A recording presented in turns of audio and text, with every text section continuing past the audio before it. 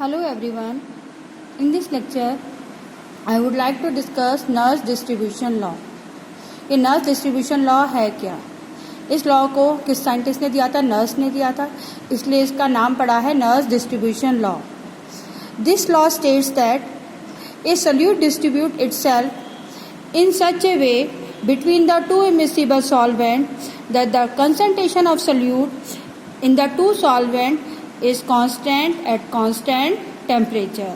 इसका मतलब ये हुआ, जब हम कोई भी दो सॉल्वेंट लेते हैं, जब हम कभी भी दो इमिसिबल सॉल्वेंट लेते हैं जो आपस में मिक्स नहीं होते, जो आपस में होमोजेनियस सॉल्यूशन नहीं बनाते, अगर उसमें तीसरा कोई सॉल्यूट पार्टिकल्स हम ऐड करते हैं तो वो सॉल्यूट पार्टिकल अपने आप को दोनों लेयर में एक कांस्टेंट की रेशो की मात्रा में डिस्ट्रीब्यूट करता है.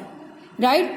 ए solute distribute itself in both the immiscible solvent in such A way that the concentration of solute is constant in both the phases eight constant temperature independent of any other molecular species present.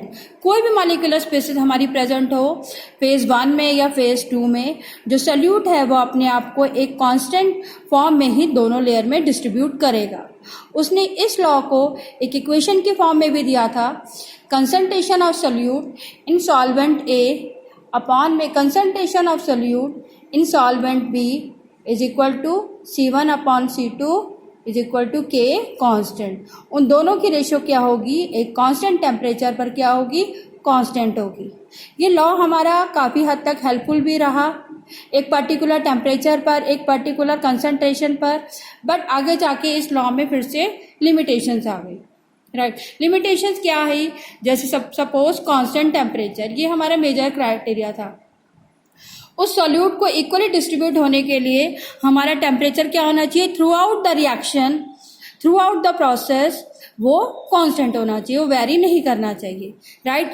दूसरी बात ये, जो solute particles हों, solvent तो हमें पता है वो दोनों के दोनों इमिसिबल है, वो आपस में सॉल्युबल नहीं होंगे. जो सॉल्यूट पार्टिकल्स हैं वो किसी भी फेज में ना तो एसोसिएशन में जाए, ना वो डिसोशिएट हों.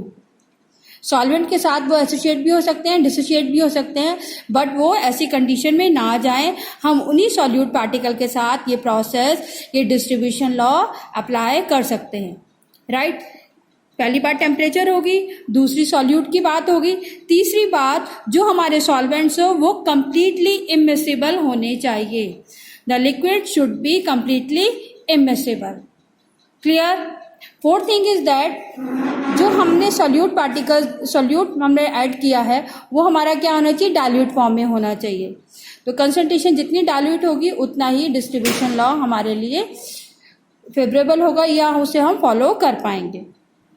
Right? Next thing is that हम वो उसकी कंसंट्रेशन जब नोट करें जब ये हमारा क्या हो जाए, ये रिएक्शन, ये फेज इक्विलिब्रियम में आ जाए. ऐसे ना हो कि हमने दोनों सॉल्वेंट अभी ऐड करे थे, तुरंत सॉल्यूट किया और हमने उसकी इक्विलिब्रियम नोट करनी शुरू कर दी.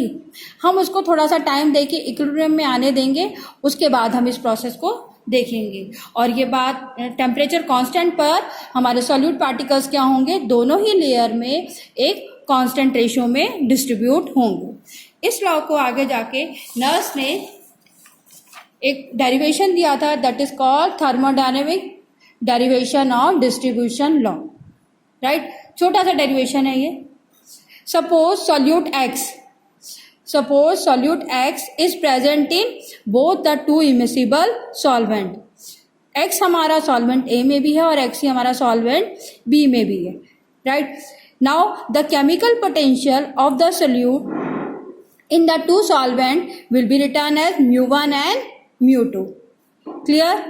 The chemical potential जो solute की होगी वो हमारी क्या हो जाएगी? mu1 and mu2. When the two phases are in equilibrium, जब दोनों की दोनों लेयर कुछ समय बाद इक्विलिब्रियम में आ जाएंगी, the chemical potential will be equal to one another. जो केमिकल पोटेंशियल फेज 1 में mu1 है इज इक्वल टू mu2 जो हमारे फेज 2 में है. किसका? सॉल्यूट का. राइट? ये इक्वेशन हमें पहले से ही मालूम है. Mu is equal to mu naught plus RT log A. A क्या होता है? A is the activity of the solute.